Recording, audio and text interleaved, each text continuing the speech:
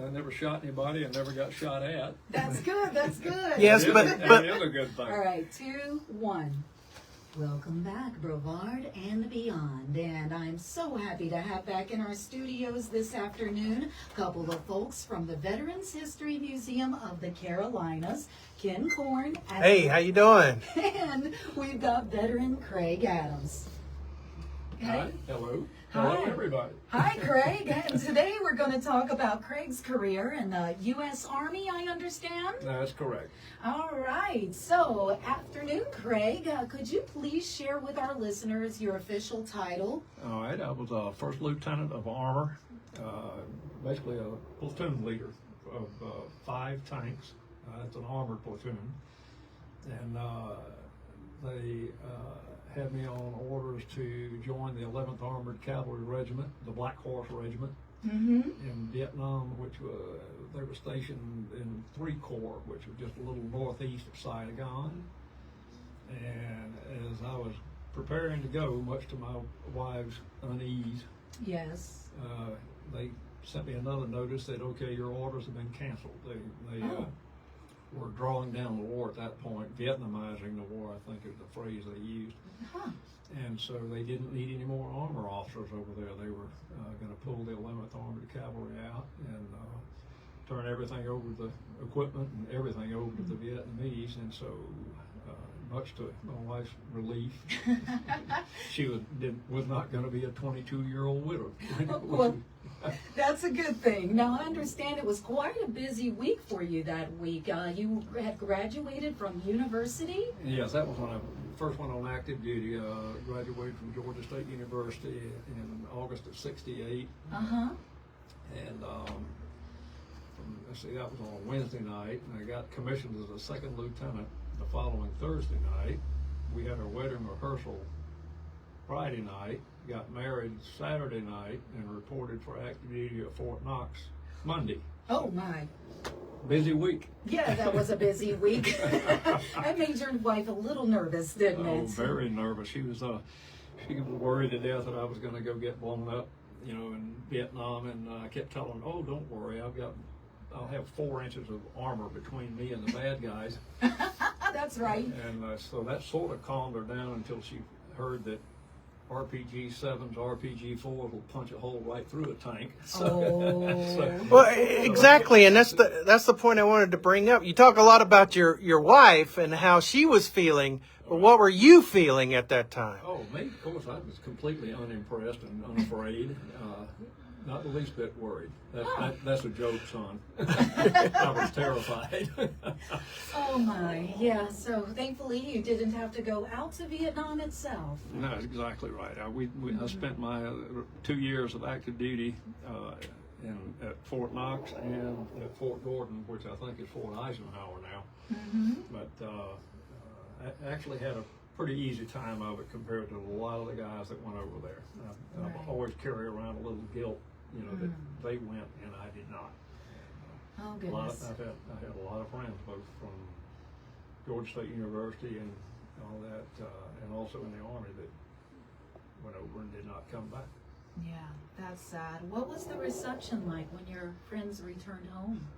The same as everybody in uniform was experiencing an awful lot of abuse, whether they were getting off an airplane coming back from Saigon, Hawaii, back to the West Coast, and taking an awful lot of abuse from the anti-war protesters and demonstrators. And those of us that were stateside, anytime you went anywhere in a uniform, you were subject to the same kind of abuse.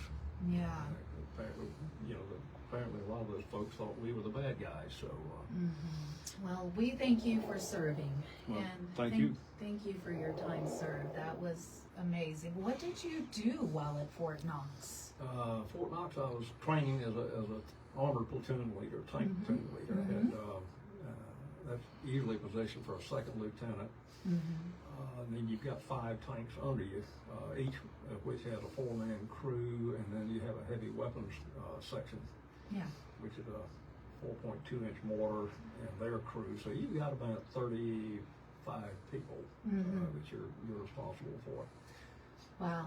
Now, when the war ended, what was it like on base? When you heard the news? Yeah. That the war had ended? Yes. Well, actually, you mean like when we completely moved our forces out of Vietnam in '73, or when the North Vietnamese took over South Vietnam? That's funny. That's the confusing part, because Vietnam, it kept going for 3 more years. Right. So Exactly. The U.S. forces were pretty much out of Vietnam, except for a few advisors and air support elements. Mm-hmm. We're out of Vietnam by into '73, and of course the battle went on between the South Vietnamese and the North Vietnamese and the D.C. for another couple of years, and then of course in '75 was when they completely overwhelmed the South. Oh wow! That was the end. That was the end of the Vietnamese War. Oh, I did not realize that was so recent. That's something we could all use a little more education on, right there. Definitely. It wasn't like World War II where you had celebrations and parades. It wasn't like '91 Desert Storm where you had them parading through New York City. No, everybody wanted to just forget about Vietnam as fast as they could. Oh my! Well, now what did you end up doing? After the war? Yes. Yes, sir. I actually went to work for the CNS, the Citizens and Southern Bank in Augusta, which is where Fort Gordon is, Augusta, Georgia. Mm-hmm. And spent about 6 years discovering that I did not want to be a banker. and then bounced around 3 or 4 more other jobs before my wife said, you are miserable, you need to focus on what you wanted to do all along, which would be a graphic designer, a commercial artist. Oh. So that's what I became. And, wow. And I spent the last 40 years as a freelance commercial artist for lots of clients, Coca-Cola, Delta Airlines. Really? Hasbro Toys, Coors Beer, Pepsi-Cola. So did you design the art or the... advertising art for print medium or broadcast medium also, but media. Excuse me. Wow, that's. That wouldn't happen to be newspaper advertisements, would it be? Some of that also. Yeah. You remember newspapers? Yeah.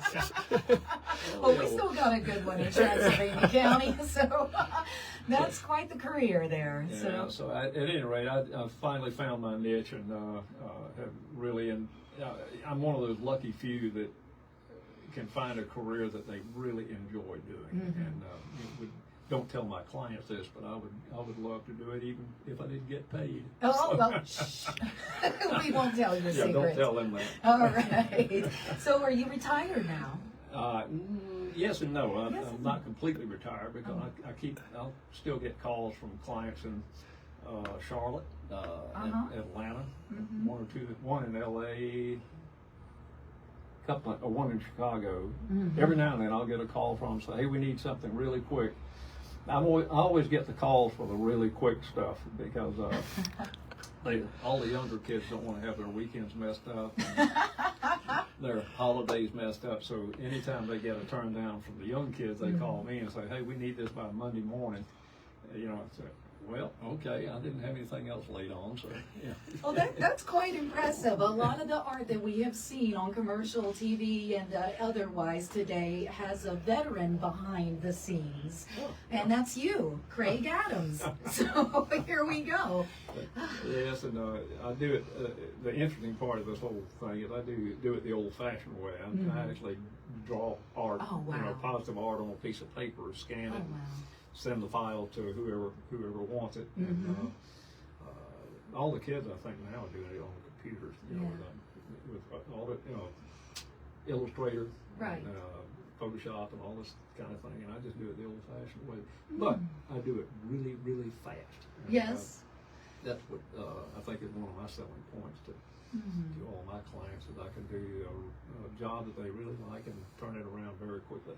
So. That's nice. I love that. And if we go to the Veterans History Museum of the Carolinas, will we find any of your artwork out there? I don't have any there. I mean, nobody's asked me to do anything yet. There's a missed I just found out about this. I've got ideas in my head already. All right, Ken.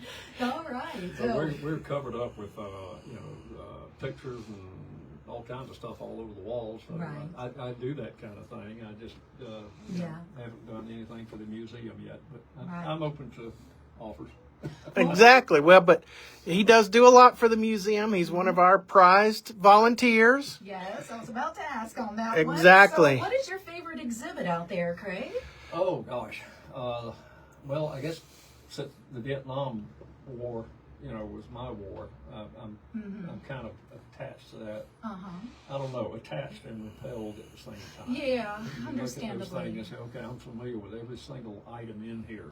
Yes. And then at the same time, there are, lots of exhibits of NBA stuff and VC stuff that's, it still makes the hair stand up on the back of your neck. And Oh, goodness, yes. Now, you volunteer, so that does mean that you're at the museum to share some of your stories? I'm there Wednesday afternoons from 1 to 3, and just really look forward, especially the tour groups, the young kids that we have come in. Yes. All of whom are extremely interested and respectful, and it's just delightful working with them and listening to their questions. And a lot of them were surprisingly knowledgeable about, Wow. the history of all these, World War II, Korea. Huh. That's good. That's a good sign for our education system. Exactly. The kids with the ROTC groups, the Yes. JROTC units, are especially interested in what goes on at the museum, and usually have some very pertinent and knowledgeable questions. Yes. And I'm just delighted to get together with them, listen to them, and help them out.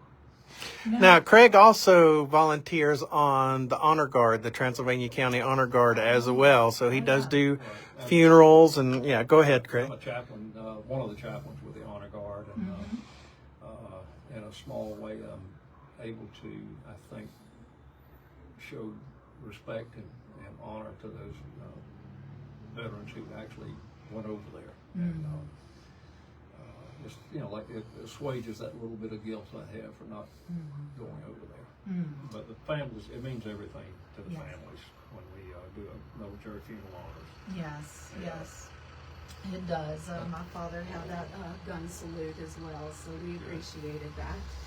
Wow. Now, when we can visit the museum on days that they're normally open for other than tours, I believe that's Thursdays through Saturdays? No, it's Tuesdays through Saturdays, Tuesdays through Saturdays, 11 to 3, correct? Exactly. All right, There I you got go. that part. There we go. And there's a gift shop in there We as got a well. gift shop full of stuff. All kinds of things in there. Yeah. Yeah, that's right. And we're selling our coffee. Craig, tell them about our coffee. You've had our coffee, hadn't you? Me? Yeah. Special There you brewed, go. I believe. Yeah. Black, what you talking about? No, the two coffees that we're selling right now for the holidays. We got the Defender's Delight and the Valor Brew. Oh, okay, I think you know more about those. Not a coffee guy over here. All right. I haven't sold a bag of coffee yet. But Oh, okay. There we go. We better go check that out. Coffee needs to be bought. That's it. I'm more into drinking it than selling it. Understood. All right. So we can come and visit you on Wednesdays. You said you're there from what time? 1 to 3. 1 to 3 o'clock. So come on. That's the second shift. Yes. The guys that open the museum up are there from 11 to 1. Okay. And today's Wednesday, so you're heading on over there, aren't That's you? right. I've got to go back up and man my duty post. All right, got it. Totally understood. Thank you. So, folks, head on out to the Veterans History Museum this afternoon, and that's out beside the courthouse at 21 East Main Street. And come and chat with Veteran Craig Adams a bit. Enjoyable fella here. Craig, I have really enjoyed my time with you here today. And I have enjoyed being here. Yes, sir. Anything you'd like to share with our listening audience while we have you? Oh, let's see. I can't. Put you on the spot right there. Yeah. Put him right on the spot. I have never been in a radio studio, so this is a new experience for me. Well, I've never met a graphic designer, so it's a new one for me as Well, we well. can get together sometime and trade stories then. That sounds like a plan, Craig. All right. Okay. Craig, again, thank you, fellas, for coming. Thank in you. today. Yeah, absolutely. And, Craig, you were telling me about this song that you would like to hear by Gary Owen, I believe. It's called the Gary Owen. It's a 7th Cavalry song, and all the cavalry units sort of adopted it. All right, let's give it a listen. Thank you, Craig. All right, you bet. Have a good day. Oh, it did it anyway.